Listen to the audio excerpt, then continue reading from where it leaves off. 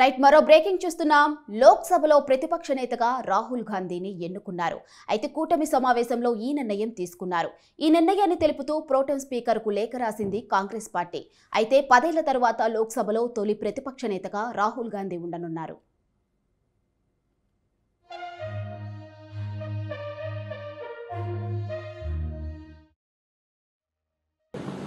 Honorable CPP Chairperson wrote a letter to the pro-time Speaker Bhartwari Mahtab informing the decision of appointment of Rahul Gandhi as the leader of opposition in the Lok Sabha.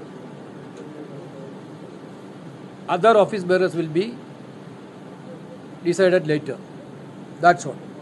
Namaskar.